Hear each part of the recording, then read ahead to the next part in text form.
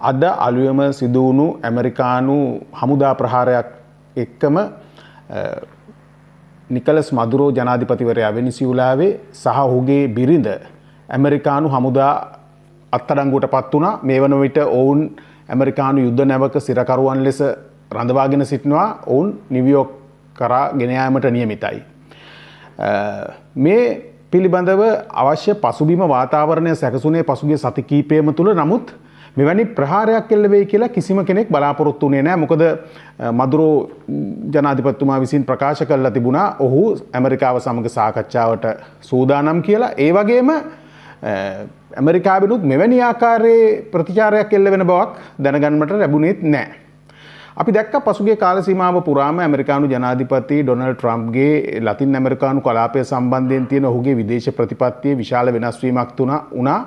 ඒක සමහර විශ්ලේෂකයන් කියනවා මේ ජේම්ස් මොන්රෝ ජනාධිපතිවරයා ඇමරිකාවේ 20 වෙනි ජනාධිපතිවරයා ලතින් ඇමරිකානු කලාපය සම්බන්ධයෙන් සිද්ධ කරපු ප්‍රතිපත්තිය. ඒ කියන්නේ ඔහුගේ ප්‍රතිපත්තියක් තිබුණා ස්පාඤ්ඤය සහ පෘතුගාලය තමයි යටත් විජිත යටත් කරගෙන තුනේ යුරෝපීයන්ගෙන් නිදහස ලබන රාජ්‍යයන්ට ලතින් ඇමරිකානු කලාපයේ බලපෑම් නොකළ යුතුයි සහ යුරෝපයෙන් පිටවිය යුතුයි යන ආකාරයේ වැනි ප්‍රතිපත්තියක්. ඒ ප්‍රතිපත්තිය මත පදනම්වම පස්සේ 1904 දී පමණ තියඩෝර් රූස්වෙල් ජනාධිපතිවරයා විසිනුත් ලතින් ඇමරිකානු කලාපයට බලපෑම් සිද්ධ කරා. මොකද ඒ වෙලාවේ සිදුවෙච්ච මෙක්සිකානු විප්ලවීය තත්ත්වයක් සමගම ඔවුන් කැලිෆෝනියා ප්‍රාන්තයේ ප්‍රදේශ ඔවුන්ගේ ග්‍රහණයට නතු කරගත්තා. මේ සමග යම්කිසි රහසිගතව සිදු වුණු මෙහෙයුම් වලට අමතරව අපිට දක්නට ලැබුණේ 1989 දෙසැම්බර් මාසයේ 20 වෙනිදා සිද්ධ වෙච්ච ඇමරිකානු ආක්‍රමණය කියන්නේ පැනමාවට ඩැනියල් නොරීගා අත්අඩංගුවට ගත්තා. එහිදී පැනමා ජනාධිපතිවරයා ඇමරිකානු සෙබළුන් 27000කට වැඩි ප්‍රමාණයක් ඒට සහභාගී වුණා. ඔවුන්ගෙන් සෙබළුන් 23 දෙනෙක් මිය ගියා. පැනමා සෙබළුන් 300කට වැඩි ප්‍රමාණයක් මරණයටපත් වුණා. නමුත් මෙය ඇති වෙන්න හේතුවත් පැනමා ඇල සම්බන්ධයෙන් ඇමරිකාව සහ ඔවුන් සමග ඒ කියන්නේ පැනමාව සමග ඇතිවෙච්ච මතගැටුම් කියලා එහි පාලනය සම්බන්ධයෙන් විවිධ මතයක් තියෙනවා. නමුත් නොරියගා ගෙනිච්ච මත්ද්‍රව්‍ය චෝදනා මත විශේෂයෙන් සඳහන් වුණේ මත්ද්‍රව්‍ය චෝදනා ඔහුට විරුද්ධව ඇමරිකාවේ නිව්යෝක් අධිකරණයක නඩු පැවරුවා. එම නඩුවේදී ඔහු වරදකරුණා. එහිදී සුවිශේෂ තත්ත්වයක් වුණ එක් අවස්ථාවක් නොරියගාට විවිධ අවස්ථාවල CIA සංවිධානය විසින් මුදල් ලබා දී තිබුණා. එම මුදල් ප්‍රමාණය සමහර අවස්ථාවලදී ඩොලර් ලක්ෂ කිහිපයක් ලක්ෂ 3කට වඩා වැඩි මුදල් ලබා දීපු අවස්ථාවනුත් තිබුණා. නමුත් ඒවා සාක්ෂි හැටියට හෝ මෙම නඩුවේ අදාළ කරුණු නෙවෙයි කියලා වසර 17කට ඔහු සිරගත කරා. ඇත්තටම ඔහුගේ සිරදඬුවම ඊට වඩා වැඩි කාලයකට නියමුණා. ක්‍රමයෙන් අඩු වෙලා පස්සේ ඔහු 2007 පමණ නිදහස ලැබලා ප්‍රංශයේදී තමයි ඔහු නඩු විභාග කීපයකට මුහුණ දීලා නිදහස් පුද්ගලයෙක් හැටියට තමයි අවසානයේ මිය යන්නේ.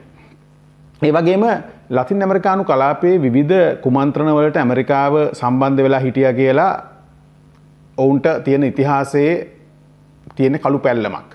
විශේෂයෙන්ම ගත්තම කියුබාව සම්බන්ධයෙන් කියුබාවේ සිද්ධ වෙච්ච විප්ලවය 1959 දී පිදෙල් ක්‍රස්තෝ සහ චේ ගුවෙරාගේ නායකත්වයෙන් වෙච්ච විප්ලවයෙන් පස්සේ රජයක් පිහිටෙව්වට පස්සේ බේ ඔෆ් පිග්ස් වගේ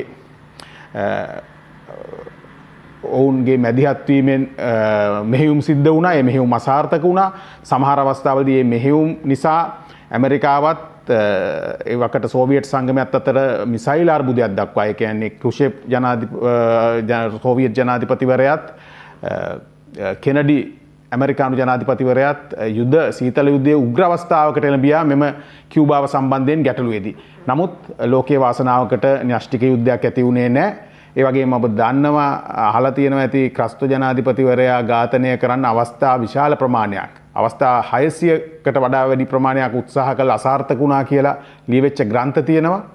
ඉතින් අපිට දකින්න ලැබෙන දිගින් දිගටම මේ කලාපය තුල ඔවුන්ගේ මැදිහත් වීම. දැන් චේ ගුවෙරා ඝාතනයට ලක් වෙන්නේ බොලිවියාවේදීත් ඔහු විප්ලවීය නායකයෙක් හැටියට ඔහුගේ අමාත්‍ය ධූර අතෑරලා ගිහිල්ලා බොලිවියා විප්ලවයක් කරන්න සූදානම් වෙන අවස්ථාවේ ඔහු ජීවග්‍රහයෙන් අල්ලලා ඇමරිකානු මැදිහත් වීම මත 1969 දී ඔහු ඝාතනයට ලක් වෙනවා.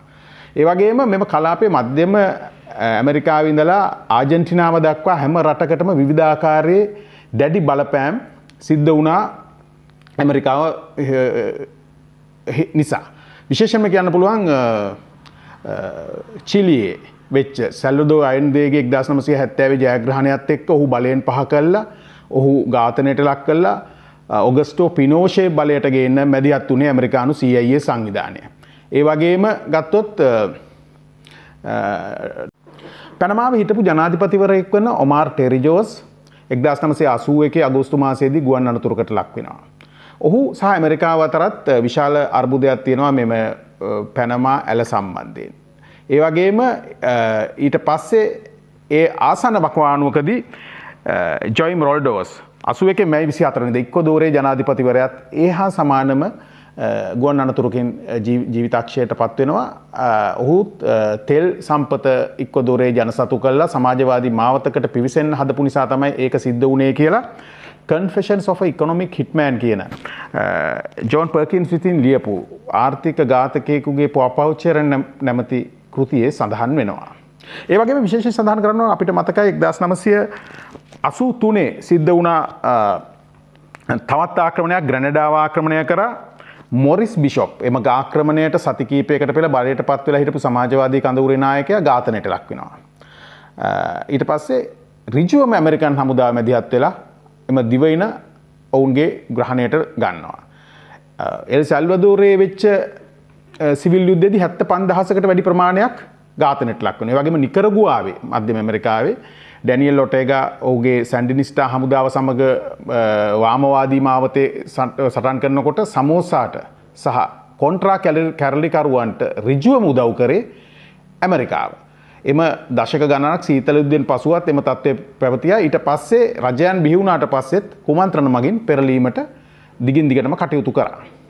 සමාජවාදී සෝවියට් සමූහාණ්ඩුව බිඳ වැටීමෙන් පස්සේ රෝස වසන්තයක් එහෙමත් නැත්නම් වාමවාදී පක්ෂවල ජයග්‍රහණයන් රාශියක් ඇති වුණා ලතින් ඇමරිකානු කලාපය තුළ විශේෂයෙන්ම හියුගෝ චාවෙස් 90 දශකයේ අගභාගයේ ජයග්‍රහණයත් සමගම ඔහු බලයෙන් නිරපා හරින්න විශාල උත්සාහයන් රාශියක් තිබුණා. ඒ වෙලාවේදී කියුබාව වැනි රටවල් මැදිහත් වුණා එම උත්සාහයන් වළක්වන්න. ඒ වගේම අපි දැක්කා විශේෂයෙන්ම බ්‍රසීලයේ ලූලා ද සිල්වා ඩිල්මා රුසොෆ් වගේ නායකයන් සමාජවාදී කඳවුරෙන් ජයග්‍රහණ ලබා ගන්නවා. ඒ වගේම ඊට ඒවට ප්‍රකාශයන් සහ ඇමරිකානු කඳවුරෙන් ප්‍රහාරයන් උපරිම මට්ටමින් එල්ල වුණා. දැන් උදාහරණයක් කිව්වොත් ලූලා ද සිල්වා ජනාධිපතිවරයා ජයග්‍රහණයෙන් පස්සේ ඔහු පරාජයට පත් වුණාට පස්සේ සිරගත වෙනවා. ඔහු නිදොස් කොට නිදහස් වුණාට පස්සේ නැවතත් බලයට පත්වීමෙන් පසු බොල්සනාරෝ හිටපු ජනාධිපතිවරයා අධිකරණ මගින් වැරදිකරුවෙක් කරා. නමුත් අපි දැක්කා ඩොනල්ඩ් ට්‍රම්ප් ජනාධිපතිවරයා ඍජුවම බ්‍රසීලයට බලපෑම් කරනවා. මොකද මේ වනකට බ්‍රසීලය බ්‍රික්ස් කණ්ඩායමේ රටක්. ඒ කියන්නේ චීනය, ඉන්දියාව, දකුණු අප්‍රිකාව, රුසියාව සමග සිටින ප්‍රබලතම නැගීයන ආර්ථිකයන් සහිත රටක් විදියට අපිට හඳුන්වන්න පුළුවන් බ්‍රසීලය. මේ හේතුවෙන් තමයි ඇමරිකානු බලපෑම් විශාල ලෙස බ්‍රසීලයට එල්ල වෙන්නේ. ඒ වගේම කොලම්බියාවෙත් අපිට දකින්න පුළුවන් මේ වෙන විට වාමවාදී නායකයෙක් බලයට අවිල්ලා තිනවා. ඔවුන්ට එරෙහිවත් මෙම ප්‍රහාරයන් දියත් වෙන බව විශේෂයෙන් උරුග්වේහි ජෝසේ මුජිකා, ඉවා මොරාලෙස්, ඉක්වදෝරේ රෆායල් කොරයා වගේ නායකයන් බිහි වුණෙත් මෙම රෝස වසන්තයත් එක්කම තමයි.